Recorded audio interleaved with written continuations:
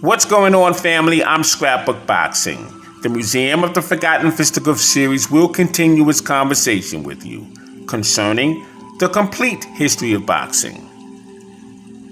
I'm going to have a conversation with you that is very sensitive. Sensitive to those who understand what took place with black fighters beginning really 1810 and beyond. Tom Oliver, who was the first American fighter to fight for a title, was robbed in the opportunity that he was so-called received by Tom Cribb and his entourage. You would have Old Chocolate, George Godfrey, and the Black Prince Peter Jackson, who was denied by John O'Sullivan, who would draw the color line, deliberately not allowing these men an opportunity to fight for the established title, to make history, to feed their family, denied legacy.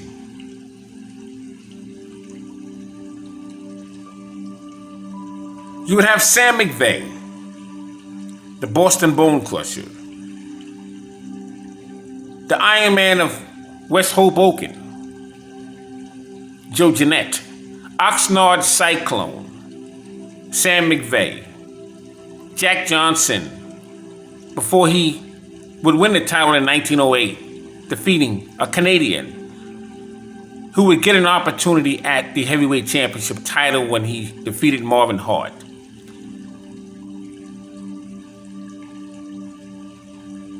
And then you would have the Brown Panther, Harry Wills. But of course you would have Jack Blackburn and Dave Holly, Bobby Dobbs and Harry Cook, Jeff Clark the Joplin Ghost, Nobby Joe Gans, and many others. There was a second wave of Black Murdersrow. Harry Smith, the Harlem Thunderbolt, Julius Williams. His name was Jack McVeigh. You would have the Leaperville Shadow, George Godfrey, Lee Anderson, and Kid Norfolk. But then you would also have Obie Walker and Elmer Valiant Ray. Yet Turkey Thompson,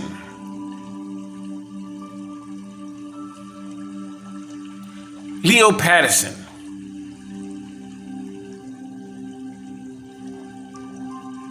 that's a small example.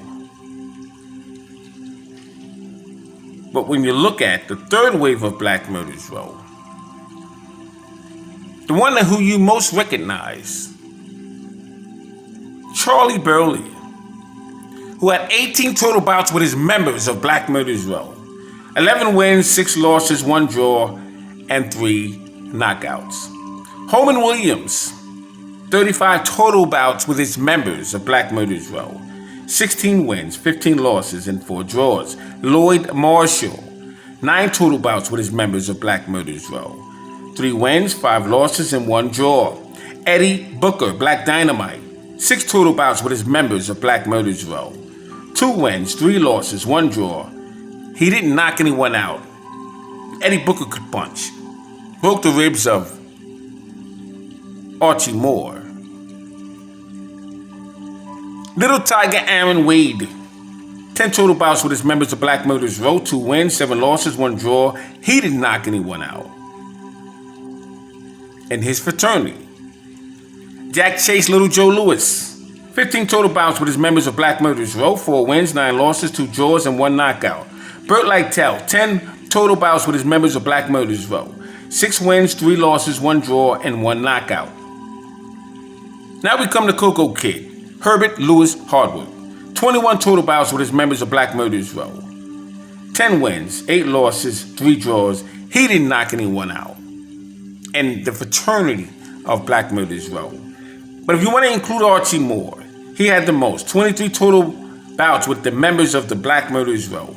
14 wins, 6 losses, 3 draws. He had 7 knockouts. That's the most. I want you to follow me here. If you want to include Jimmy Bivens, he had 2 total bouts with Black Murderers Row. 2 wins, 1 knockout. Elmer Valiant Ray had 13. And you can include the other bout, which is 14. That was a different issue. Both men, referee stopped the contest. It was a no contest. With Obie Walker. Ezra Charles was in the ring with Archie Moore 3 times and Charlie Burley twice. Archie Moore was in the ring with Jack Chase 6 times. 4 wins, 1 loss, 1 no decision. You look at Harry Wells, when you go back to the first wave of Black Murderers Row. He had 22 total bouts with Sam Langford. 6 wins, 2 losses, and 15 no decision contests. Sam Langford was in the ring with Joe Jeanette 14 times. 4 wins, 3 losses, 2 draws, and 5 no decision contests. Sam Langford was in the ring with Jim Barry 12 times total. 6 wins, 6 no decision contests. Sam Langford was in the ring with Jeff Clark, the Joplin Ghost. 3 wins, 1 loss, 2 draws, and 5 no decision contests. Sam Langford was in the ring with Sam McVeigh. 15 total bouts. 4 wins, 2 losses, 4 draws, and 5 no decision contests.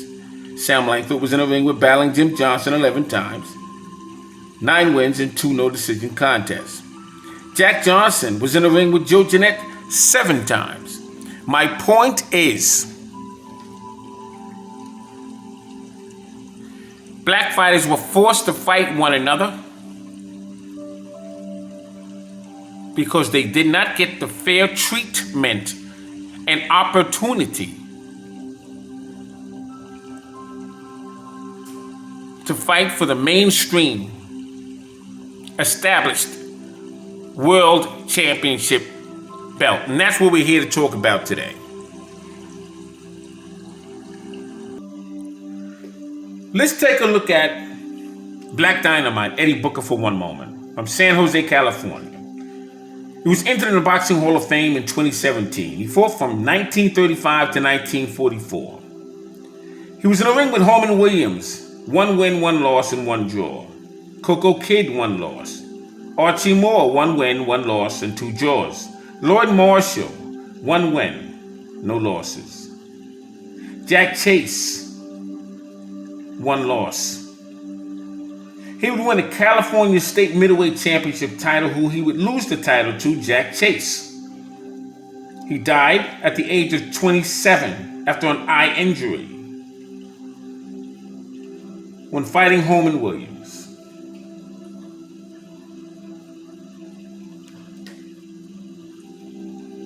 I want you to think about that for one moment. Think about it for one moment.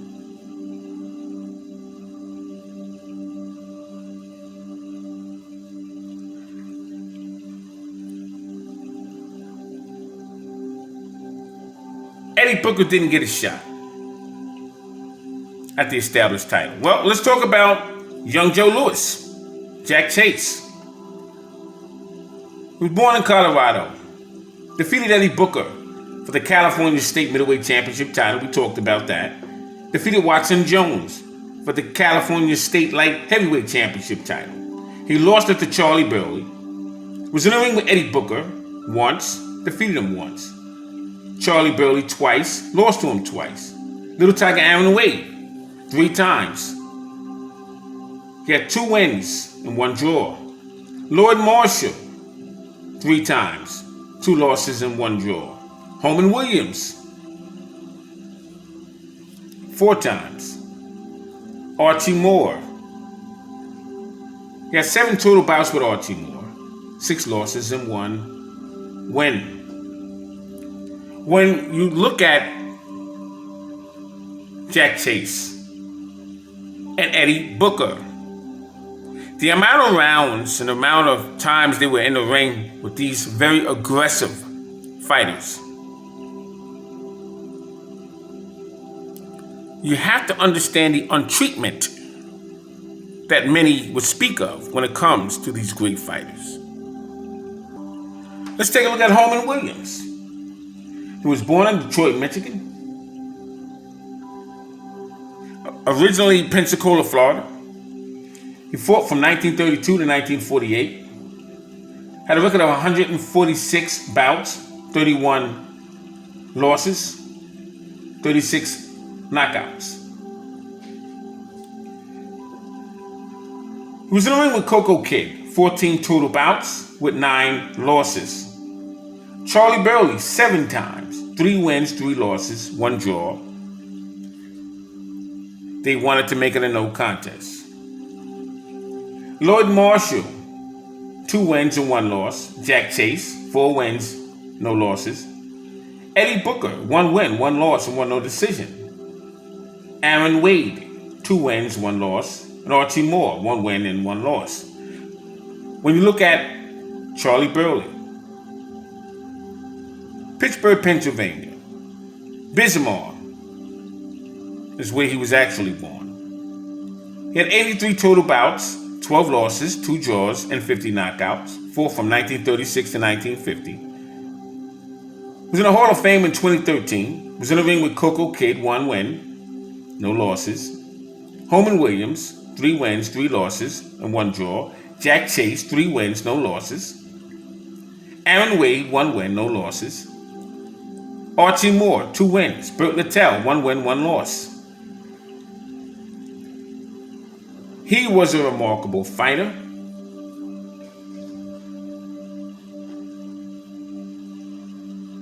You know most of Charlie Burley, but not too much of some of the other names. There were fighters such as Alan Faulkner out of Buffalo, New York. You had Joe Blackwood of Philadelphia. Bobby Green of Philadelphia. Ozzie Bulldog Harris of Pittsburgh.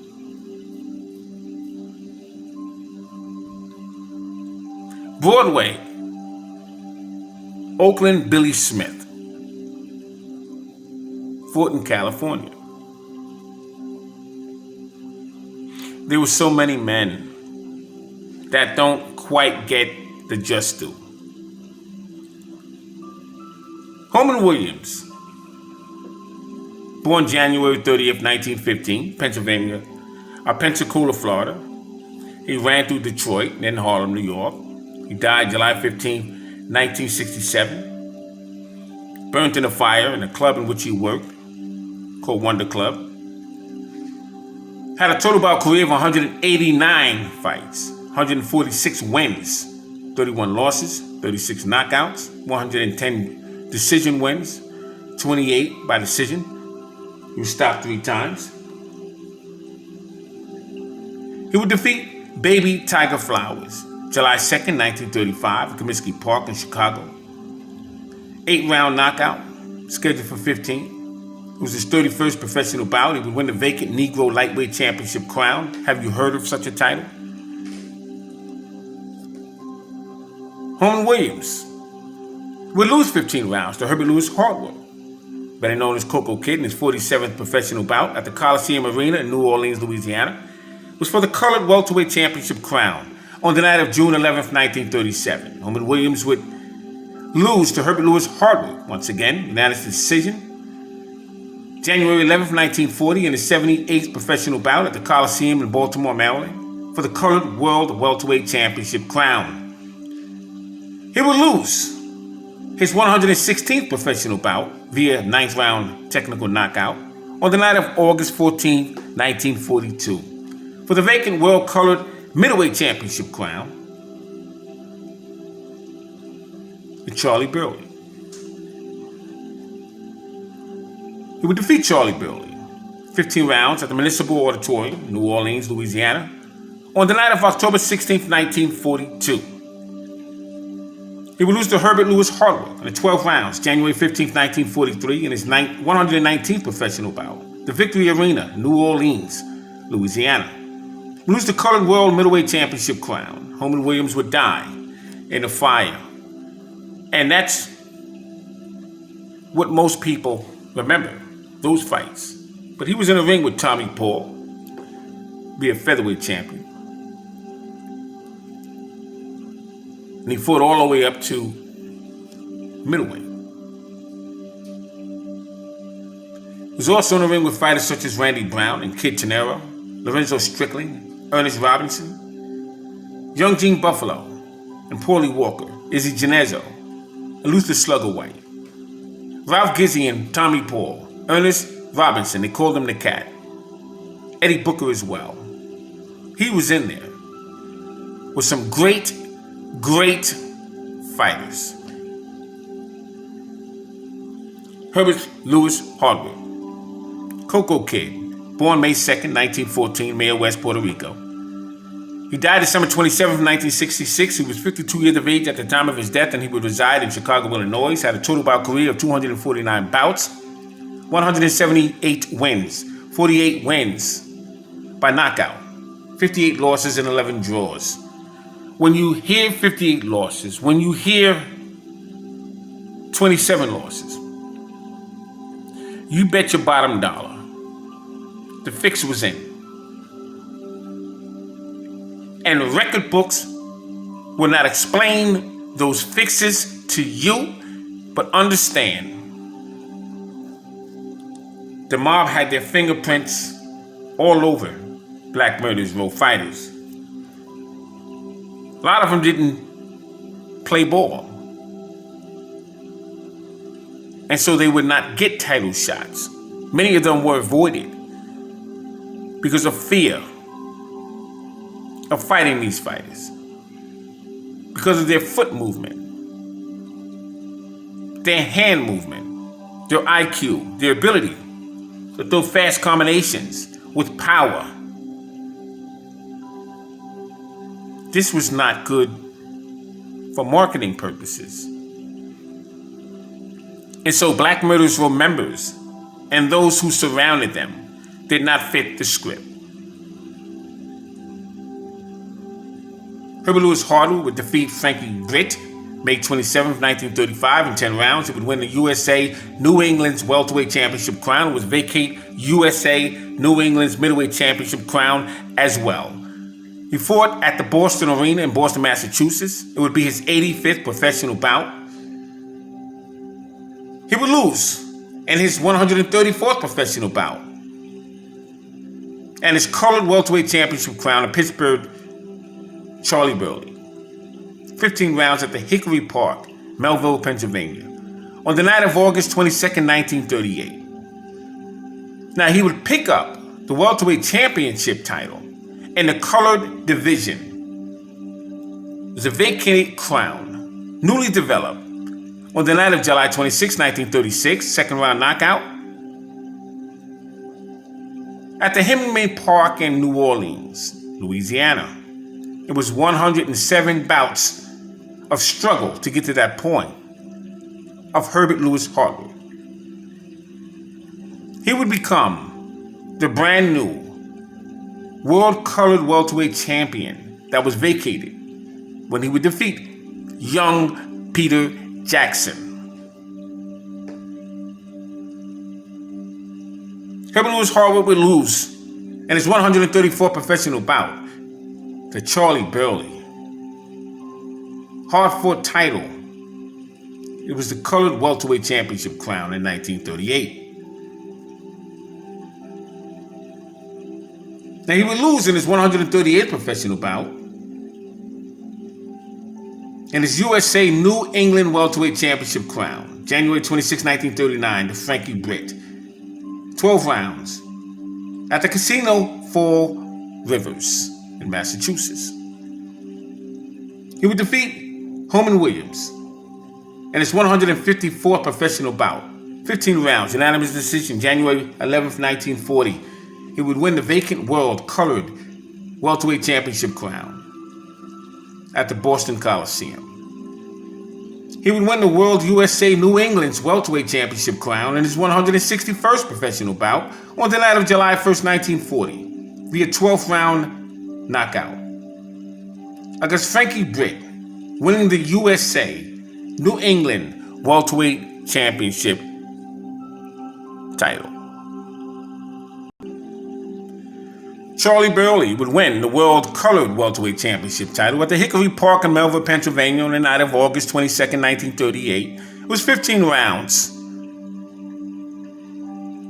And it was a thrill to see Charlie Burley win that fight. He would defeat Herbert Lewis Hartwood. Burley would win the World Colored Middleweight Championship title over Holman Williams. At the Victory Arena, New Orleans, Louisiana, on the night of August 14, 1942, he would lose to Holman Williams. October 16, 1942,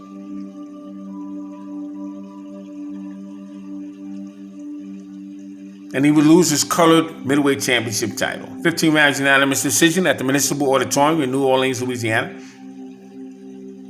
But he would become the California State middleweight champion in 9 rounds at the Legion Stadium in Hollywood, California. He would stop Jack Chase on the night of April 6, 1944. He would fight the likes of Burt Littell and Holman Williams, Oakland Billy Smith and Charlie Doc Williams, Little Tiger Aaron Wade and Coco Kid, Lloyd Marshall and Odo Blackwell, Jimmy Bivens and Billy Seuss, Shorty Hughes and Ozzie Bulldog Harris, Tiger Jackson and Georgie Abrams, S.R. Charles and Joe Carter, J.D. Turner and Fitzy Zivic, be in the ring with him 3 separate occasions, lose to him once and defeat him twice. Charlie Burley was shafted in the Fitzy Zivic bout. It was designed so that Henry Armstrong wouldn't have to fight him. Eddie Mead worked out a deal. And then he turned around and gave Ernie Rudrick from London a shot in 1939.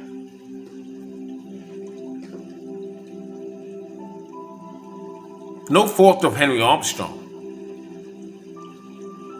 During those days, the manager set up the fight and that's who you fought.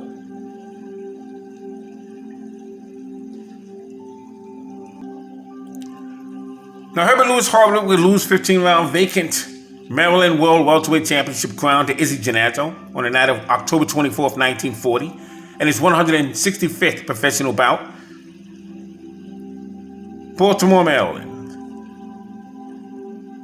He would win the vacant Connecticut Welterweight Championship crown in his 183rd professional bout on the night of January 14th, 1942, via 3rd-round knockout, defeating Eddie Dolan at the New Haven, Connecticut.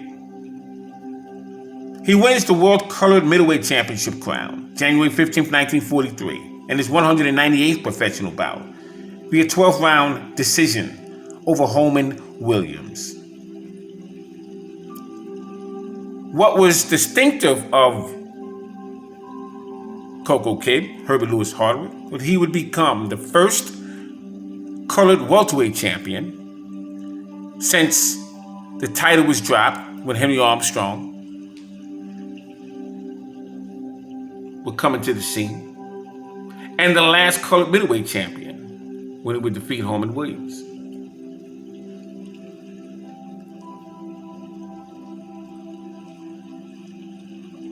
Herbert Lewis Hartwood would become the first Black Murdersrow colored welterweight champion to win the crown on July 26, 1936, defeating the Pacific Coast Mexican lightweight champion, young Peter Jackson.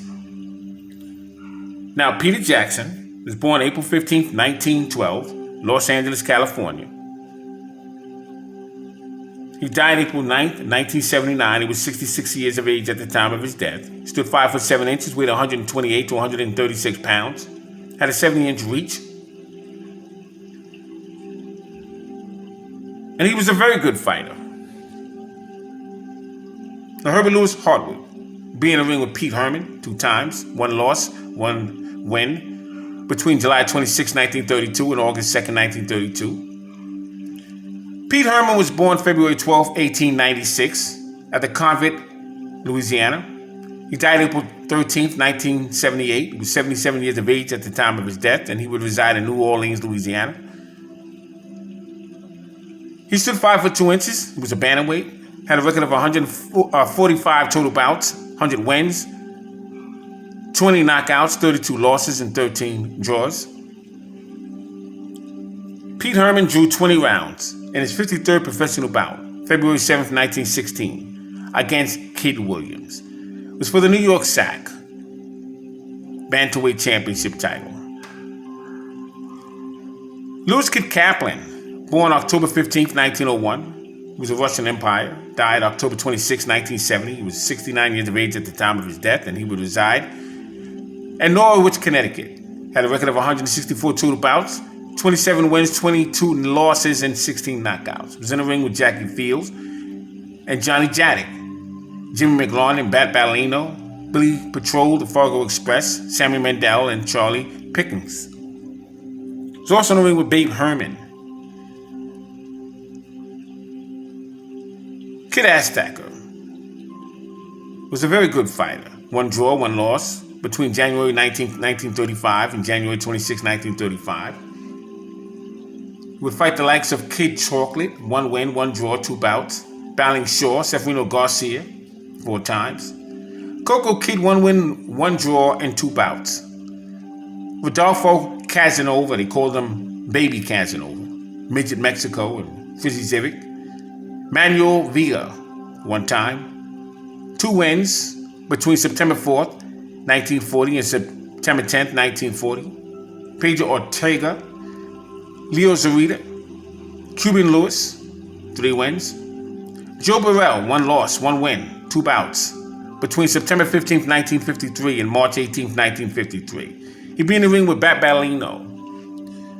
Some of the men that this magnificent Puerto Rican Black Murdersrow fighter was in the ring with: Little Tiger Aaron Wade and Holman Williams, Archie Moore and Cecil Hudson, Luther Slugger White and Oakland Billy Smith, Chalky White and Buster Carroll, Jimmy Leto and Johnny Jaddick, Charlie Burley and Jack Chase, Burt Littell and Earl Turner, Izzy Genazzo, California Jackie Wilson, Joe Carter, Eddie Booker, Georgie Abrams and Paulie Walker, Buster Carroll and Sonny Jones, Bat Ballino, Lou Ambers, Paulie Walker, Wesley Ramsey. Sonny Jones was a very good Canadian black fighter who took on Coco Kid and surprised everybody. Coco Kid would take on Holman Williams on the night of March 13, 1936 at the Coliseum New Orleans Arena. Coco Kid had a record of 70 wins, 20 losses, 5 draws, and 22 knockouts. Holman Williams had a record of 31 wins, 2 losses, 1 draw, with 17 knockouts. Coco Kid would win 10 rounds via unanimous decision. Coco Kid won the USA New England Welterweight Championship crown, the vacant USA New England Middleweight Championship crown, May 27, 1935 at the Boston Arena, Massachusetts in 10 rounds, when he would defeat Frankie Britt in his 85th professional bout. October 23, 1934, he would lose in 6 rounds to Bat Ballino. It was at the Foot Guard Hall in Hartford, Connecticut. Coco Kid had 76 bouts when he walked into the ring that evening. He defeated Louis Kid Kaplan and Johnny Jaddick that year. Coco Kid would defeat Holman Williams April 17, 1936 at the Coliseum, New Orleans Arena. He had 71 wins, 20 losses, 5 draws, and 22 knockouts. Holman Williams had 31 wins, 3 losses, 1 draw, and 17 knockouts. Coco Kid would win 10 rounds unanimous decision. July 26, 1936, he knocked out young Peter Jackson. New Orleans, 2nd round, to win the colored welterweight championship crown. It was vacant. Holman Williams would face Coco Kid. He would defeat him on March 12, 1937 in New Orleans Coliseum Arena. Holman Williams had a record of 36 wins, 5 losses, 2 draws, and 20 knockouts. Coco Kidd had a record of 88 wins, 21 losses, 5 draws, and 25 knockouts. Williams would win a 12-round unanimous decision. Coco Kidd would face Holman Williams once again, June 11, 1937, at the Coliseum Arena in New Orleans. He had 91 wins, 23 losses, 5 draws, and 26 knockouts. Holman Williams had 39 wins, 5 losses, 2 draws, and 21 knockouts. Coco Kidd would win a unanimous decision. Listen out to part 2 for these magnificent fighters. I'm Scrapbook Boxing, Museum of the Forgotten Fisticuff series. All great fights, all great fighters will never be forgotten on my channel. The complete history of boxing will continue in our next conversation. Be well, and thanks for listening. Peace.